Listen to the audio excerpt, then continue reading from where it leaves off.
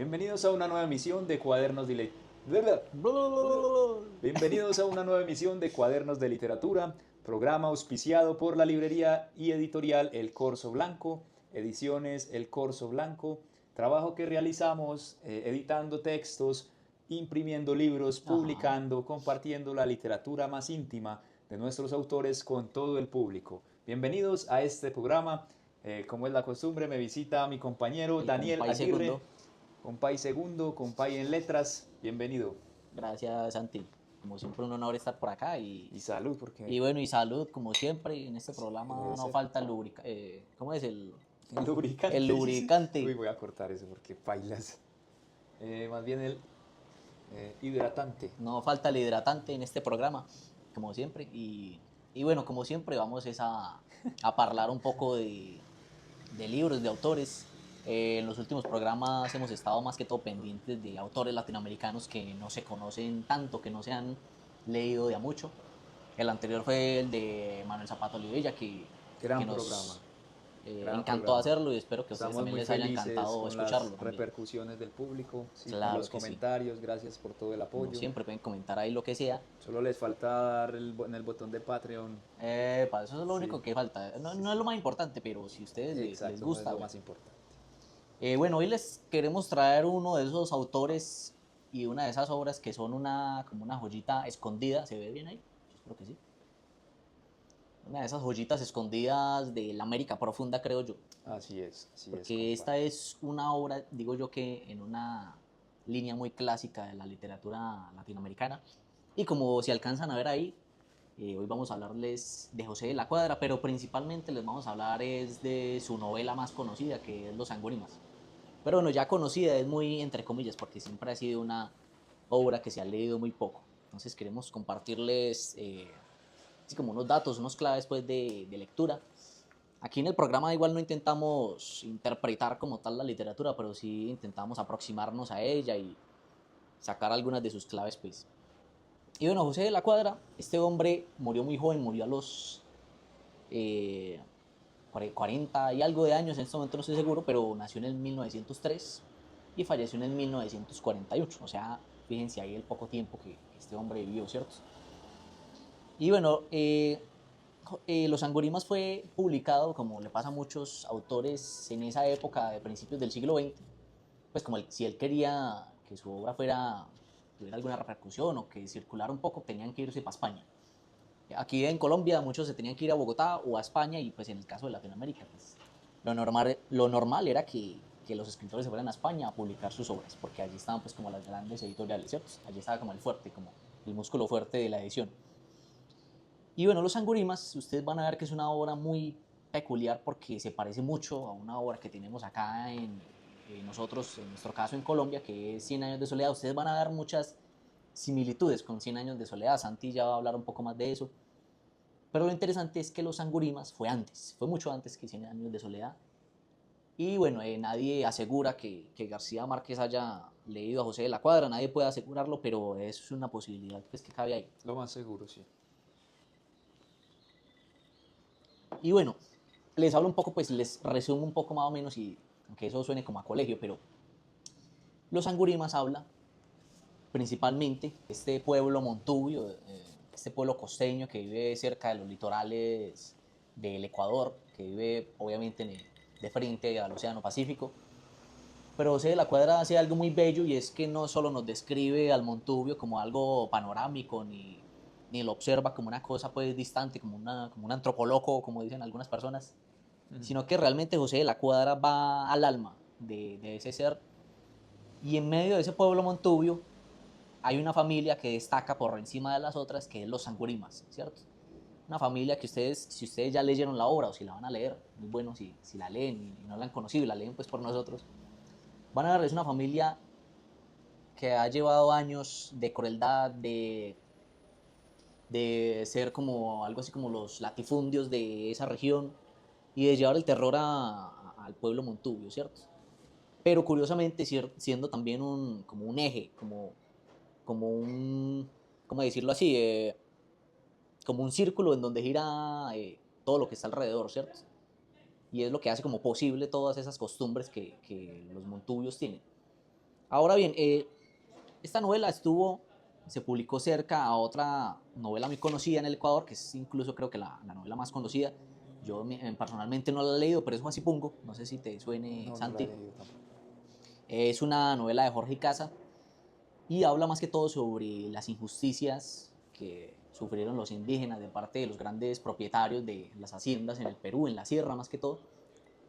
En esa época estaba muy en boga el indigenismo, ¿cierto? Entonces los autores latinoamericanos se interesaban era por eso, por acercarse al indígena, pero no como algo exótico, sino como un ser humano pleno de voz y de pensamiento, ¿cierto?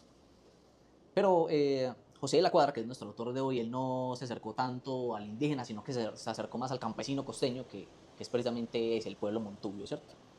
Y bien, José de la Cuadra también se acerca a la protesta también, se acerca a la denuncia, pero como les digo, él está interesado también en la construcción narrativa plena, en crearnos unos personajes, en ponerlos a hablar, y por eso escuchamos, cuando la empezamos a leer, escuchamos la oralidad de los personajes y uno siente que es ese campesino que le está hablando a uno. Claro. Y lo más importante, creo yo, es que ya en José de la Cuadra se empieza a vislumbrar esos visos del realismo mágico. Así es.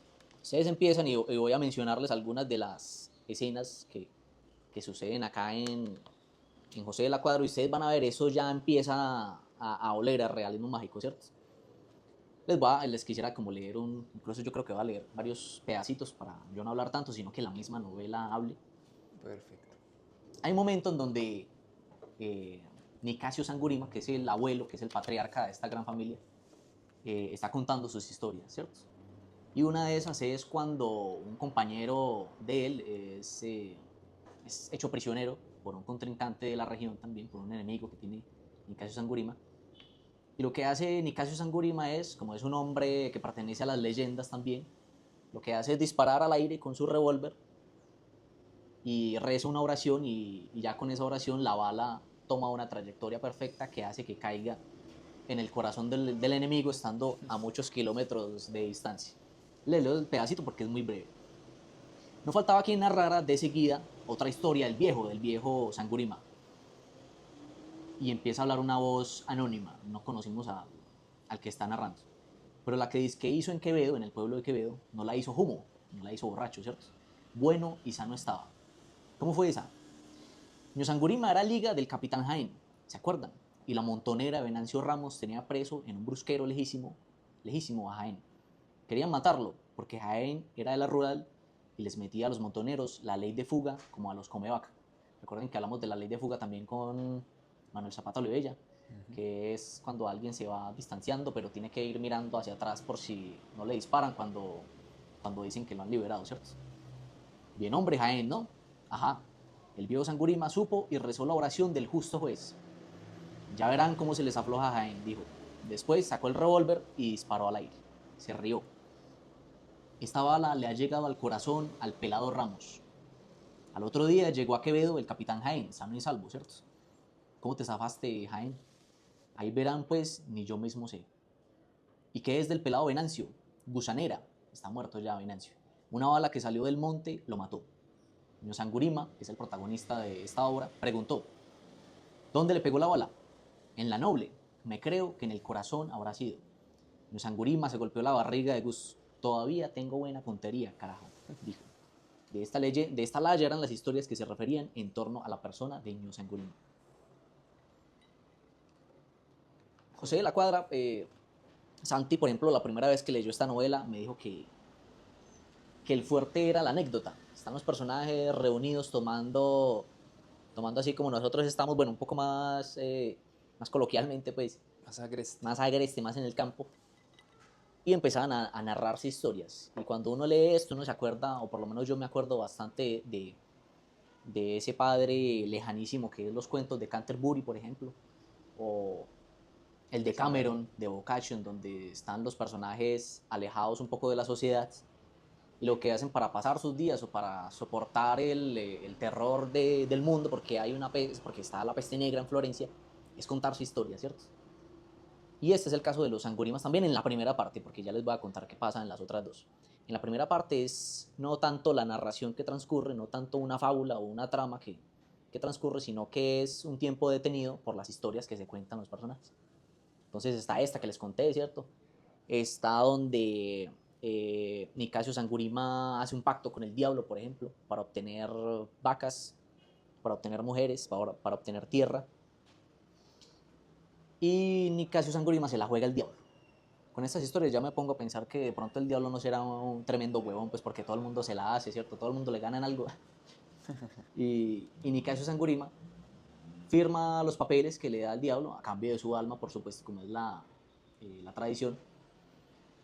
Pero lo que hace Nicasio Sangurima es guardar ese documento en el Camposanto. Con lo cual el diablo no puede ingresar a reclamar el alma de Nicasio Sangurima, entonces queda así varado y obviamente el ingenio hace que se salve, pero lo que sí hace el diablo es alargarle la vida de él. Exactamente. Se dice que Nicasio Sangurima ha cumplido ya los 100 y algo de años, ¿cierto? Y es la persona más longeva en el agro Montubio, ¿cierto?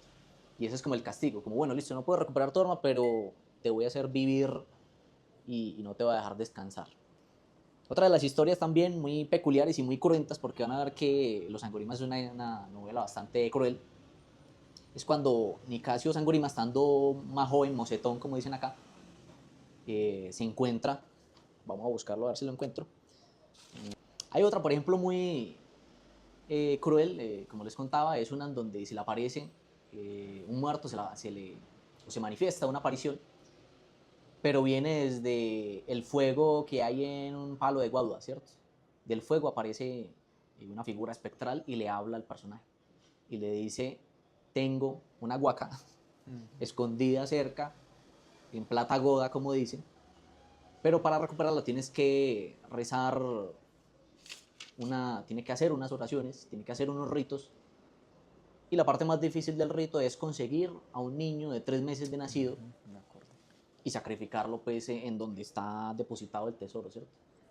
Y Nicasio Sangurima, que era un muchacho, todavía no tenía mujer en ese momento, lo que hace es preguntarle a las familias del caserío, pues a ver si alguien ¿cierto? Le proveía un niño, que él se lo cuidaba supuestamente. Y al final nadie le hace caso y él decide crear su propio niño y sacrificarlo él mismo. Total que lo hace y cuenta la leyenda que sí encuentra pues el tesoro, pero sucede pues que la mujer de él, una indiecita, una chica indígena, en este momento no recuerdo el nombre del personaje, queda loca con ese suceso, incluso se cuenta que abrazaba al niño ya muerto.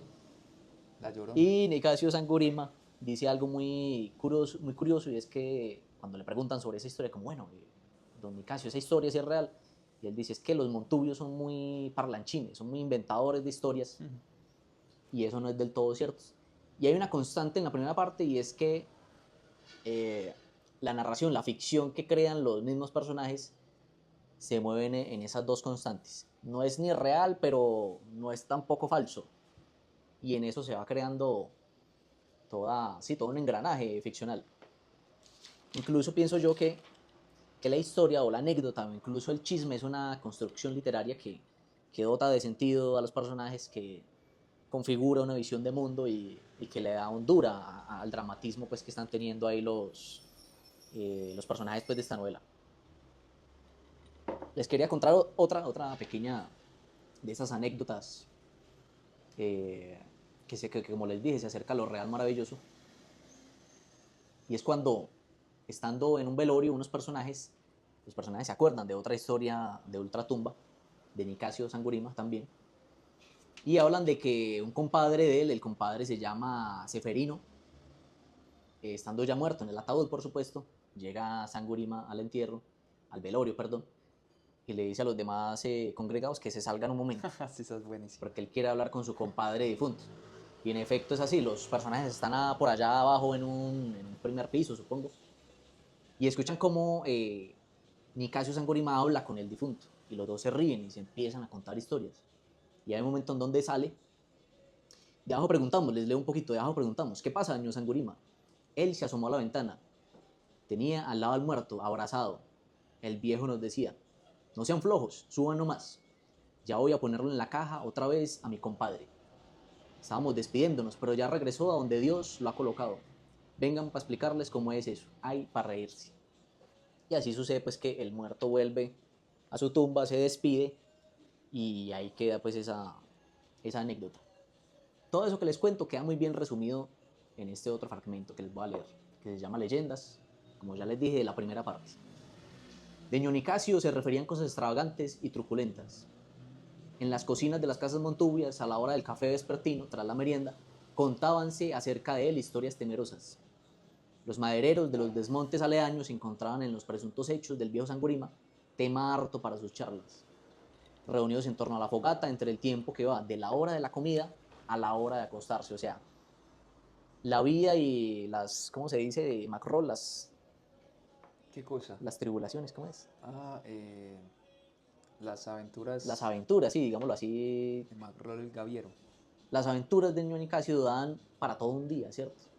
Y eso yo lo acerco pues como a esos héroes clásicos que se dice que para que alguien pueda narrar la Ilíada tiene que demorarse todo un día narrándola. Y sucede igual aquí con estos personajes acerca de Ñón y Casio. Y yo creo que lo más potente ahí es que Ñunicasio no es solo un ser, no es solo un arquetipo mítico, como dice Jacques Gillard, sino que también es un tipo social, o sea, el personaje está ahí adentro de la narración, no es alguien que pertenezca a otro tiempo y que se le recuerde pues simplemente oralmente, sino que el personaje está ahí en la trama, está ahí en tiempo real. Y aparte del personaje, alrededor se crea todo, como les dije ahorita, un engranaje ficcional, ¿cierto? Precisamente yo no sé por qué, pero los franceses tienen el palito para leer la literatura críticamente. Jacques Guillard, si ustedes lo conocen, es un francés que ha leído mucho, sobre todo al grupo de Barranquilla, él leyó mucho a García Márquez y él en esta edición de Cari Cruz, que tenemos aquí los dos, Gillard le hace una mención comparando los angurimas con 100 años de soledad y encontrando ahí un montón de semejanzas. Entonces, no sé si Santi ya quiera hablarnos un poco más de eso, de esas similitudes conscientes o inconscientes, no estaremos seguros.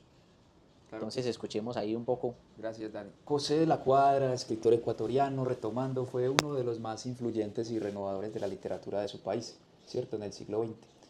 Es la figura central o más reconocida del llamado Grupo de Guayaquil, ¿cierto? Un Sí, colectivo se de nos olvidó mencionar eso, escritores, claro. digamos, que se enfocaban más que nada en narrar las realidades sociales, la vida del Montubio, que es la gente del campo, el campesino, denunciando así las injusticias, pero con una maestría técnica total, ¿cierto? De ahí, dice Jacques Guillard, podemos encontrar los primeros vestigios del realismo mágico, ¿sí? Este era un realismo social, pero ya les voy a decir luego cómo se vuelve esto para Jacques Guillard el origen del realismo mágico. Junto a autores como Joaquín Gallego, Aguilera Malta, los cuales formaron parte de este grupo que mencioné como el grupo de Como siempre, Guayaquil. aquí el invitado especial. Los cinco eran como un puño unidos, ¿cierto? Los cinco como un puño. Y le dieron vida a ese litoral ecuatoriano. De ahí de la Cuadra explora otras cosas más allá, como el mito, la psicología de los personajes, ¿cierto? Muchos consideran que su obra maestra es esta novela Los Angurimas de 1934. Nosotros tenemos aquí esta edición de Caray Cruz, de estas famosas ediciones de Caray Cruz que tenían la particularidad de que la mitad del libro está al revés. Muy chéveres esas Está al ediciones, por revés. cierto. Y tiene un estudio, datos del autor, estudios de su obra. Muy chévere, sí. Y por el otro lado está como tal la obra, ¿cierto? Bueno, dicen que es un antecedente directo de 100 años de soledad. En ella se narra la historia de una familia patriarcal en el campo, como decía Dani, donde la violencia y las leyendas, el incesto y lo sobrenatural se entrelazan muy naturalmente, ¿cierto? Todo eso tiene un origen casi que investigativo por parte de José de la Cuadra, porque él era abogado y a él le tocaba ir a estos lugares rurales a escuchar un sinfín de historias fantásticas. Más adelante les voy a contar un dato más sobre esto. Entonces dicen que nadie retrató esa idiosincrasia del Montubio, del campesino Mejor de que la este costa señor. ecuatoriana, como José de la Cuadra, ¿cierto? Y ahí su importancia. Que no solo escribió ficción, sino también ensayos sociológicos, como el Montubio ecuatoriano, del 37, si no estoy mal, donde analiza el origen, la lengua, la cultura de estos habitantes, ¿cierto? Tratando de romper prejuicios de su época. Bueno, entre sus obras imprescindibles están, además de Los Angurimas, que es su obra más famosa y que explora esa barbarie, ese poder dinástico en el agro Ajá, que Dani nos refirió. La Tigra es un cuento sobre la fuerza femenina, revolucionario para la época porque ok, trata de la sí. supervivencia en estos entornos hostiles, pero trata de una mujer, una matriarca, ¿cierto? Que cobijaba todas esas fundaciones de los pueblos antiguos latinoamericanos y del mundo, diría yo, en Ujú. varias culturas se replica. También está Washington, un relato que muestra su capacidad, digamos, para humanizar la naturaleza y la fauna, a los cuentos de la selva de Horacio Quiroga. Por ejemplo, sí, Eh, otro gran referente ahí. sí. Y deja otra novela inconclusa, Los monos, algo con monos, ya se los voy a referir, lo acabo de olvidar. Su estilo narrativo se caracteriza por ser económico, directo, no desperdicia palabras, Ujú. es muy oral, logra capturar el habla popular sin que parezca una caricatura, ¿cierto? Lo hace muy bien, muy magistralmente. Y logra también recrear la atmósfera, logra que el lector sienta el calor, la humedad, el peligro, el asedio en la selva y el campo. Bueno, él fue también diplomático, ¿cierto? Comprometido totalmente con las causas sociales, era socialista, ¿sí? También con una visión muy aguda sobre esas estructuras de poder en América Latina, ¿cierto? Bueno, yo voy a referirles ahora una serie de datos, Ajá. ¿cierto? Un análisis que hace Jacques Guillard. Yo creo que vos también lo tenés ahí. Es fundamental. Guillard, destacado hispanista francés, uno de los críticos que más en serio se tomó la tarea de rastrear la genealogía del realismo mágico, eh, situando a José de la Cuadra no como un simple escritor costumbrista, sino más bien como un Tal cual. escritor de la modernidad, ¿sí? La modernidad literaria de América Latina, con un montón de invenciones que aportaron a la literatura. Este, entonces Guillard, ¿cierto?, hace una comparación entre los Angurimas de 1934 y Ujú. 100 años de soledad de 1967, ¿cierto? En esta, digamos, este paralelo, Guillard destaca cómo ambas obras giran en torno a una estirpe cerrada. Los Angurimas, Nicasio Angurima, es el tronco de un árbol genealógico marcado por la violencia, el incesto, muy similar a la estructura de los Buendía, siendo para mí más compleja la de los Buendía, obviamente por un tema de extensión también, Claro, sí. ¿cierto? De investigación, quizá García Márquez se extiende un poco más como en toda esta estirpe de los Buendía, de José Arcadio Buendía. Sin embargo, Pilar señala, mientras que en García Márquez hay una nostalgia mítica, ¿cierto? Esos días que ya no son de las historias que se contaban oralmente por las abuelas, acá directamente hay una crítica social feroz hacia ese sistema latifundista, caudillismo montubio, digamos. Entonces es más una denuncia. También se presenta lo sobrenatural como cotidiano, Claro, sí. y ese es uno de los grandes aportes de José de la Cuadra, y es que él ya utilizaba la técnica de insertar lo fantástico sin asombro, es decir, como real natural, fantástico, ¿sí? De la Cuadra, Nicasio Sangurima tiene un pacto con el diablo, como refería Ujú. Dani, los muertos caminan entre los vivos de forma natural. Inclusive recuerdo una imagen muy curiosa, y es que uno de sus mejores amigos, bueno, la que contaste, este patriarca Nicasio, su mejor amigo muere, pero él le dice a la gente que lo dejen hablar en un cuarto cerrado con él, y es graciosísimo porque la gente lo está escuchando desde afuera. Bueno, Ajá. lo que refirió Dani, Sí, sí, sí. Esto es una cosa ahí se patafísica carcajean, también. toman trago, y cuando él sale lo vuelven y lo encuentran muerto, Ajá. ¿cierto? Esa parte mítica tan impresionante de nuestros pueblos, y de ahí la riqueza de nuestra literatura también, ¿verdad? La diferencia que Aguilar argumenta, y es que en De la Cuadra lo mágico no es un adorno poético, Ajá. sino más bien parte de, ¿cómo decir?, de su agreste del Montubio, de esas creencias populares.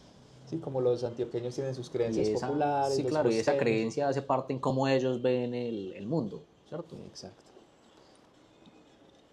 Y también a partir de esa saga familiar se cuenta la historia de una nación, el castillo de los Angurimas, que es una inmensidad, la Honduras, ¿cierto? Esas Ajá, tierras sí. gigantes. Es un espacio mítico que prefigura al Macondo de García Márquez, dice Aguilar. Él sugiere que García Márquez tuvo que haber leído de la Cuadra en algún momento y encontró ahí que la literatura de alta calidad podría partir también de las anécdotas, de los relatos populares, de la Ajá. tradición oral, de las historias de las abuelas, de los abuelos. El humor es oscuro, negro aquí, ¿cierto? Es cruel, los personajes son malvados por naturaleza, son crueles, son asesinos, ¿sí? Eh, Entre los familiares existe una rivalidad también, de ese patriarca quiere más a unos que a otros, como a Sí, los hijos del tiene unos coronel, predilectos, como a unos los hijos hijos predilectos, sí. desprecia a los débiles, ¿cierto? En cambio García Márquez es más lírico, más circular, Ajá. más poético, ¿sí? Su fatalidad es más mítica, ¿no? La violencia se presenta más como algo entre accidental, natural y trágico, ¿cierto? En De la Cuadra también natural, pero más, digamos, con una Un poco connotación más más brutal diabólica, también, si se sí. puede decir, sí, más brutal. Está el tema del incesto presente en ambas novelas, ¿cierto? Y se presenta muy animal, ¿cierto? En la novela de José de la Cuadra me parece muy bestial, muy animal, muy arcaica, ¿cierto? Y por eso gusta tanto, ese gusto viene de ahí. Porque Nicasio decía que si se juntan entre hermanos, pues allá ellos. Si, Él que no la gente, controla en el fundillo de nadie, dice en sí, que una parte. cuando hay deseo, hay deseo. Sí. Eso sí. En cambio, en Cien años de soledad se presenta como un tabú, Ajá. ¿cierto? El incesto es algo más tabú. En Macondo la descendencia busca evitar a toda costa esa cola de cerdo, a Esa pesar de maldición que de el la cola de cerdo. último buen día nace con cola de cerdo y ahí ocurre esa catástrofe, Sí, ¿cierto? ese Ese gran huracán que se lleva. huracán que se lleva todo y que ya lo había predicho Melquíades, ¿cierto? En esas obras ininteligibles. Ujú. Bueno, ¿qué más decir? Queda una figura como circular en Cien años de soledad. Y aquí también en los algoritmos también encontramos esa geometría circular en la narrativa. Les conté Exacto. ahora que la primera parte, el tiempo estaba como un poco detenido porque los personajes eran narrando historias a lo de Cameron. Eso en la primera parte, en donde el tiempo es más perteneciente a lo mítico, pero ya en la segunda parte eso baja un poco para enfatizar más el ya que está pasando en el tiempo real, ¿cierto? Así Y es. empieza a hablar de los hermanos, de los hijos, perdón, de Sangurima. Y es muy curioso porque yo siento que los hijos de Sangurima son algo así como extensiones del poder de De él, él. sí, tienes ¿Cómo son razón. los hijos? Hay un hijo que es el abogado, por lo tanto ya tiene poder judicial. Hay un hijo que es coronel, poder militar, ¿cierto? Hay un hijo que es el cura, la santidad o lo trascendente. Y hay otro hijo que es el mayor, Ventura, que es el trabajo manual, el agro. Por lo tanto, Es como algo como unos fundacional, ¿cierto? De avatares, todas como, las ¿cierto? Como que instituciones. son como Sí. manos, como las manos de Dios que se van extendiendo en todos los ámbitos de la vida. Pero algo muy que a mí me hace un poco de gracia y es que esas extensiones del poder de Nicasio son como un poco fallidas. O sea, como que no logran bien su cometido, ¿cierto? El abogado Es malísimo. es malísimo como Va a abogado, o perder un sea, caso que él tiene que ganar a toda costa, entonces pierde un termina caso pagando. de propiedades de la tierra de Sangurima porque a él lo estaban cuestionando de si esas tierras de la Hondura, que es el caserío de ellos en el pueblo Montubio, de si la Hondura sí pertenecía al viejo. El coronel es un tipo, es el más violento de todos, ¿cierto? Y antes se veía como un tipo heroico, incluso la hija o la nieta, por así decirlo, de Sangurima se llama Heroína, ¿cierto? Como para recordarle a Eufrasio Sangurima, que es el coronel del que les estoy hablando, recordara como esos días de gloria pasados. Pero ahora Eufrasio Sangurima se dedica al cuatrerismo, ¿cierto? A robar ganado ajeno y a hacer pillajes por ahí pequeños, Ujú. como una cosa en decadencia. El cura, que es un personaje muy chistoso, es un tipo que de Un cura borrachito. tiene muy poco porque es un borrachito, cuenta historias picantes. eh, Hay una parte que yo creo que vale la pena leerla, si la encuentro. Hay un momento en donde Terencio, que curiosamente también es el nombre de un comediógrafo latino, está dando misa borrachísimo, pues, finalmente. Y él dice, él tiene una idea muy curiosa que es democratizar el dogma. ¿Cierto? Hacer llegar al pueblo montubio, que tiene una visión del mundo muy peculiar, hacerle llegar el evangelio, ¿cierto? Y él dice, ¿cómo dice entonces, padre Terencio? Yo les digo, más o menos, iba nuestro Señor con esa cruz grandota que le habían cargado los verdugos, cuando en eso sale el judío mal avanzado de Malco y le suelta una bofetada. ¿Saben lo que hizo el santo varón? En vez de haberle rajado el alma, que era lo que provocaba, como él era tan buen corazón, apenas se contentó con decirle al judío, anda a golpear a tu madre, así. Y eso sucede porque él decía que para que los montubios entendieran no podían mostrarles el lado blandengue de Jesucristo porque iban a pensar que era un cobarde. Y ese Sí, es otro asunto, ¿cierto? El buenísimo, tema de la buenísimo. masculinidad. El hombre es el que, si a mí me dan en la jeta, yo también devuelvo, ¿cierto? No es como, ay, no, vamos a ponernos A ver la otra a mejilla, dar la otra no. mejilla y a discutir y a dialogar a ver cómo nos entendemos mejor, ¿no? Ahí es, como dice el mismo Nicasio Sangurima, de gente de bragueta, que por cualquier cosa, vaina afuera, ¿cierto? Machete afuera, para lo que fuera. Así es, y en esta novela pareciera que el tiempo no avanzara, si quieres podemos hablar de la temporalidad, en ese eterno atardecer del campo, en esas tierras baldías donde lo que ocurre es la violencia y se da como un hecho natural, ¿verdad? Como que pareciera que el tiempo solo avanzara en la anécdota de la narración y lo que dice Dani es muy importante porque cada hijo suyo parece fundar una institución social, pero son instituciones fallidas como en todos nuestros territorios latinoamericanos. Eh, en el sentido de que pareciera que allí el Estado no llegara, entonces había que crear nuestro propio Claro, Estado, ¿cierto? Lo que pasa también en Colombia, en muchas regiones de Colombia. Entonces allí se muestra esa barbarie y se explica con temas míticos, es la única forma de darle explicación a las cosas. Y ese es el nacimiento del realismo mágico, ¿cierto? Dice Aguilar. Bueno, y una de las grandes y notables análisis que hace Aguilar es que ambos autores rompen con la rigidez del español académico, ¿cierto? claro, sí. Eso es un gran avance de ese barroco que nos cobijaba nuestra literatura porque él utiliza lo montubio no como un costumbrismo, sino como un lenguaje con estatus literario, ¿cierto? Correcto, sí. Y que esto le da a García Márquez la llave para narrar su propia región, que es el Caribe colombiano, con la misma naturalidad y desenfado con la que hablan los costeños, sin usar palabras, digamos, rebuscadas o castellanizadas Ujú. o importadas pues de la RAE, sino con el lenguaje propio que habla la gente. Entonces, si don Nicasio Sangurima dice tener un pacto con el diablo y haber enterrado a su mujer viva, Guilar sostiene que no importa si es verdad o no, Claro. lo que importa es que la comunidad lo creía así. El mito, por ahí dicen que el peor error fue haber creído que el mito era una mentira y eso ya se está viendo desde Sócrates, desde Ok, Platón, ¿cierto? alta referencia ahí. Sí, a partir de esos tiempos. También hay algo muy característico en ambos y es que Guilar analiza los escenarios físicos de la hacienda La Hondura, Ajá. que es propiedad de este patriarca Nicasio, y En donde él tiene parcela para cada uno de sus exacto hijitos. ahí. Y digamos que ese es el prototipo de un mundo cerrado. Macondo es un mundo cerrado, que Ujú. solo se puede entrar por casualidad o por ventura, por necesidad de huir a otro lugar, Claro. a punta de machete, ¿cierto? Cortando maleza. Y donde ocurre el primer muerto, pues se funda un cementerio, se funda una iglesia y ahí No me se funda acordaba de un esa parte. pueblo, ¿cierto? Eh, entonces, digamos que así se fundan las regiones, las tierras nuestras, y en ambas, García Márquez y de la Cuadra, hay una geografía del aislamiento. El pantano, la selva, el río La La Hondura, son ciénaga. murallas, ¿sí? Donde estas familias crean sus propias dinastías, sus propias reglas morales, ¿cierto? Lo que mencionaba Dani ahorita, que fundan una estirpe Ujú. además, una Claro. estirpe de miles de descendientes.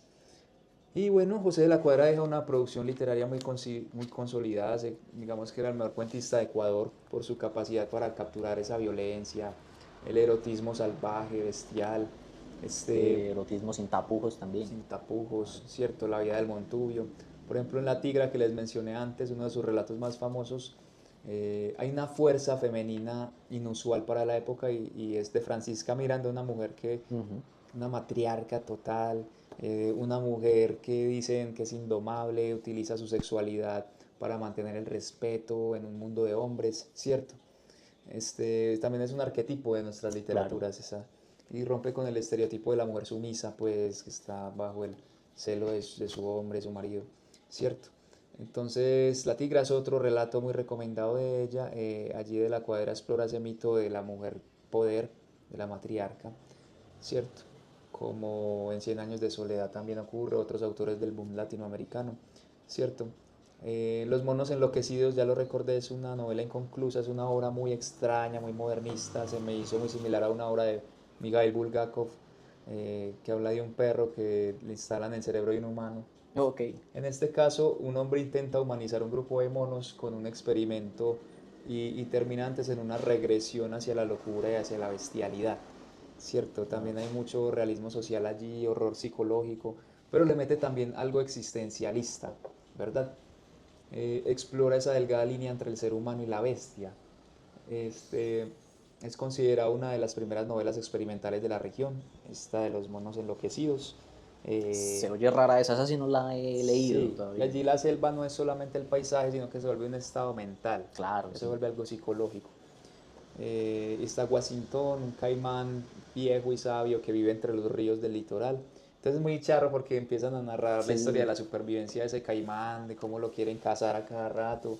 Entonces desde la visión del caimán él empieza a contar esa historia. Y José de la Cuadra logra que el lector empatice con este caimán, con este animal salvaje,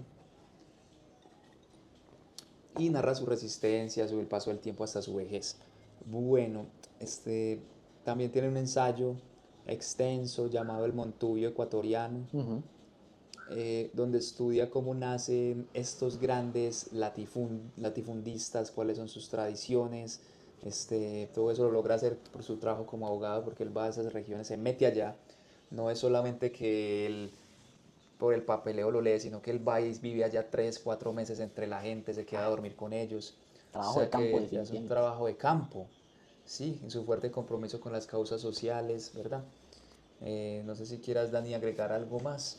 No, quisiera como hablar un poco más ya de la tercera parte, en donde se cuenta como ya les había dicho, la tercera parte ya es netamente la trama que transcurre, ya no es ese tiempo mítico de las narraciones, sino que ya sucede, la narración empieza a encaminarse, ya empieza a caminar, ¿cierto? Y sucede algo y es que Ventura, el primero de los hijos de Nicasio, de los hijos legítimos, él tiene un montón de hijos legítimos, pero ilegítimos Ah, tiene sí, tío. regados hasta Guayaquil, dice el personaje, hasta Guayaquil tengo hijos. Y alguna vez alguien le pregunta, bueno, don Nicasio, ¿cuál es el número de los hijos que usted tiene? Y si él tenía una mazorca en la mano, Ajá. entonces él dice, es que amigo, vea, cuente las pepitas que hay aquí en la mazorca, ya las contó, bueno, ese es el número de hijos que tengo. Y de Buenísimo. nietos, muchos más todavía. Una de las nietas, les voy a spoilear, se vienen spoilers, una de las nietas del protagonista de Nicasio, hija de Ventura, eh, le pasa un suceso trágico. Ventura tiene unas hijas predilectas que se llaman las Tres Marías, que cómicamente los demás personajes le dicen las Tres Marías, que son niñas que ustedes van a ver, son niñas que se van a la ciudad, se van a Guayaquil y allí estudian, se dedican a la lectura, se dedican a civilizarse, por así decirlo. Y ya cuando regresan a la hacienda, a donde están sus primos, que están pues, pero viendo a ver qué casan y a quién se llevan para vivir Los tres amancebados, hijos del coronel. llegan los tres hijos del coronel Eufrasio, y como les dije es el personaje más sangriento y el más terrible, y los hijos son igual, o sea, de tal palo, tal astilla, y los hijos, los rugeles les dicen, quieren casarse cada uno con una de las Tres Marías, y van hasta donde su tío, Ventura, y le dicen, bueno tío, ¿Cómo fue? queremos ¿Cómo sería? casarnos con sus hijas, cada uno con, ¿cierto? Cada uno con una de las respectivas Marías. Y nada, es eso, no le estamos preguntando, le estamos notificando, tío, de que nos vamos a casar con sus hijas, con las primas, ¿cierto? Pobre tío. Y Ventura, temeroso porque sabía de los sádicos que eran sus sobrinos, les dice como que sí, pero como que no. Como que, bueno, pero es que Como que esperen que terminen esperen los un poco, que ellas estudios. terminen los estudios, quiero que ellas sean todas unas señoritas de ciudad. Y bueno, y si es casarse entre la misma sangre, incluso mucho mejor, ¿cierto? El tema otra vez del incesto como una norma dentro de la Hondura. Pero los rugeles empiezan como a picar, ¿cierto? Se dicen como, bueno, tío, déjese, huevonadas, que las mujeres, con tal de que sepan cocinar y que sepan parir, ya están listas, ¿cierto? Y aparte usted no es el que se va a acostar con las niñas, sino nosotros, incluso se lo dicen así muy de frente. Terrible. Y yo la verdad, yo siendo Ventura, como decía, y Ventura estaba temeroso por sus hijas y pide ayuda a su padre, a don Nicasio. Pero hay un problema y es que Nicasio no tiene muy buena estima a Ventura, lo ve como un poco tonto, como un Débil, poco débil. sí. Y él le dice, bueno, usted cuida a sus hijas. Usted cuida a sus hijas porque los Rugeles, no, él no lo dice, pero los Rugeles son sus nietos predilectos, ¿cierto? Porque le recuerdan a él, así todos valerosos y todos guapos, por así decirlo. Y él les dice, no, cuida a sus hijas. Y Ventura no hace caso. Y lo que sucede la noche anterior es que uno de los Rugeles se lleva, los 3 Rugeles, se llevan a una de las Marías, se la llevan, la raptan y María Victoria, que es el nombre de la chica raptada, Que quería que volarse con quería uno de dejarse ellos, sí. raptar, se vuela con los chicos y al otro día sucede el hecho La fatídico y es tragedia. que aparece violada y asesinada, ¿cierto? Obviamente Ventura llega a la escena, llega con Terencio, que es el cura, son 2 hermanos que se llevan muy bien y van a la escena. Y sucede algo muy raro y es que Terencio tiene ganas como de hacer un chiste antes de ver el cuerpo. Antes de ver el cuerpo lo que ven son los buitres pues que pasan. Van con un peón también, ¿cierto? Con un trabajador de ellos. Ven las aves rondando, las aves de rapiña rondando y dicen, bueno, se raptaron a mi hija, pero no digamos, no nos demos a la mala y no vamos a decir de una vez que es mi hija muerta, sino que a lo mejor es un ternero que está muerto por ahí. Y Terencio tiene ganas de hacer un chiste acerca de eso, como, bueno, ¿en qué se parece una mujer y una ternera? Yo no hay que ver. Y le dicen, no, cállate más bien porque esto es muy serio. Y después de eso, en efecto, encuentran a la chica muerta. Y ustedes tienen que leer el final porque con la chica sucede algo muy curioso y es que hay una cosa así también como que parece un pacto o un rito satánico, lo que hacen con el cuerpo, como se nota la crueldad puesto en el cuerpo de esa jovencita. Obviamente esto se le notifica al abuelo y dice, padre, los Rogeles asesinaron a mi hija, ¿cierto? Y ahí Nicasio le dice, bueno, yo le dije, usted tenía que cuidar a sus hijas, las hubiera dejado casarse sin poner problemas y tal. Entonces le toca ser macho y atenerse, ¿cierto? A las consecuencias. Y aquí sucede lo más trágico para el personaje principal y es que, así como en Macondo es un mundo cerrado, ¿cierto? En donde rara vez llega el mundo exterior, eh, aunque creo yo que de una forma un poco más amigable, ¿cierto? Los forasteros pueden llegar como con cierta tranquilidad, por así decirlo. En la Honduras no, el que llega, el extranjero que llega al pueblo, siempre le sucede como algo malo, siempre hay una traba para llegar. Y lo que pasa es que llega la policía por primera vez al pueblo de la Honduras a inspeccionar ese asesinato, ¿cierto? Y eso es lo curioso. Cuando un elemento del mundo civilizatorio llega, que es la María Victoria, cuando ya se notifica que ese tipo de persona es asesinado, ahí el Estado sí pone atención a ver qué está pasando con esta gente. Y va y lleva todo un mundo a una cuadrilla completa de policías. Obviamente los angurimas no se dejan y se enfrentan a ellos usando fusilería y machetes y es toda una escena como de, ¿cómo decirlo? Como de cowboys, como de, ¿cierto? Como Sí, la todos dando plomacera. bala y montando a caballo, es una escena con mucha acción, literalmente. Y ya al final en el epílogo eh, sucede algo que narrativamente me parece muy bello y es que Nicasio Sangorima se imagina otro final. Y el narrador dice, este no hubiera sido el epílogo de no haber sido por esta cosa, por esta cosa. ¿Qué se imagina don Nicasio como de final? Él se imaginaba que siendo Los voy a arrestados sus volar. nietos, iba a llevar a la policía en una balsa por el río de los Mameyes, que es otro personaje incluso en la novela. El río es un personaje también. Él dice, el final que yo me imaginé era llevarme a la policía en una balsa y en la balsa debía haber una trampa que al abrirse haría que los policías se hundieran, ¿cierto? Y si algunos intentaban salvarse desde tierra, los hubiera cogido a plomo, ¿cierto? Ese es el final que se imagina. Él está con Terencio en ese momento, con su padre, con su hijo cura, que tampoco lo tiene muy buena estima, y empieza a llorar el viejo. Y Terencio le dice, papas, hay que ser macho, no hay que llorar. Y Sancurima le dice que va, o si vos sos una mujerona, yo soy más macho que todos, pero es que me duele, ¿cierto? Me duele que se hayan llevado a mis nietos, a los Rugeles. Y dice así el epílogo. Les leo el último parrafito que es muy corto. Usted será todo locura que quiera, no me opongo, pero aquí en confianza le voy a decir que para mí, si Ventura es un pendejo, ¿cierto? El padre de la niña asesinada, usted es otro más grande, inició con un gesto lento, con la mano hacia lo alto, grande como un matapalo, amigo. En los ojos alatargados de don Nicasio, la luz de la locura prendió otro fuego. Y Y mira yo que el con cuento eso, inicia con el matapalo. el Mira cuento que es... inicia con el matapalo e inicia con otro pequeño gesto y es los ojos plácidos y felices de don Nicasio. el patriarca que está en toda su extensión y en toda su comodidad está con los ojos felices y plácidos, pero ya aquí Como es el padre, es los el ojos se hijo. les llenan de locura. Y eso es lo que quiso decir al final. Y como dijo Santi, se inicia con el matapalo que se menciona ahí. Usted es pendejo como el árbol del matapalo, y el matapalo, como es el prólogo de la novela, empieza así con la teoría del matapalo. Y el matapalo, es que toca leer, Por porque ahí esto suena debimos muy bueno. empezar. Por ahí debimos haber empezado. Antes de que empiece la novela, el narrador inicia con la teoría del matapalo, que les leo un pedacito. El matapalo es árbol montubio, recio, formidable, se hunde profundamente en el agro con sus raíces semejantes a garras. Sus troncos múltiples, gruesos y fornidos como torsos de toro padre, se curvan en fantásticas posturas, mientras sus ramas recortan dibujos absurdos contra el aire asoleado o bañado de luz de luna, y sus ramas tintinean al viento del sudeste. Continúa el narrador diciendo que ese matapalo es como el pueblo, como la gente cuyas ramas se extienden por la tierra, las raíces, perdón, y las ramas también se extienden por el aire. Tanto así que el nombre de los capítulos, los 3 capítulos que hay, se llama así: el tronco añoso, que es dedicado a las narraciones de Sangurima, el tiempo mítico, ¿cierto? Y las ramas robustas, el segundo capítulo, habla más de los hijos, ¿cierto?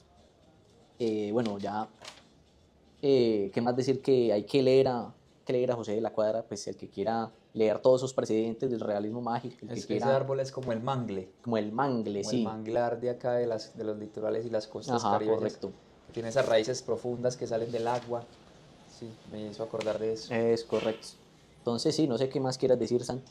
Oh, yo creo que ha sido muy fructífera esta charla. Quedo Termina muy nuestro sorbito. contento. Gracias por la recomendación. Dani me recomendó leer a José de la Cuadra, nunca lo había leído. Entonces ha sido muy ameno, me gustó mucho, me divertí. Entonces, espero que haya sido también de su agrado. Les Los recordamos invitamos a leerlo. Ya saben que se consigue fácil en esta edición de Care Cruz, Así muy es. económico, entonces no hay excusa. Pueden preguntarnos también si lo quieren adquirir, por ahí hacemos el enlace. Y recordarles Envíos al también delivery. los servicios editoriales, Claro que sí. ¿cierto? En el Corso Blanco, arroba el Corso Blanco en Instagram, pueden buscarnos y por ahí preguntarnos si usted es escritor o escritora y quiere publicar su libro con nosotros. Nosotros estaríamos encantados de hacerlo. O si quiere Así hablar con que nosotros en un programa, si quiere venir hablarnos de acá su a dar un obra, programa con nosotros, a hablarnos de su obra, también. también bienvenidos. Así que a leer. Y A gracias, leer, Dani. gracias. Nos vemos en Nos una vemos. próxima.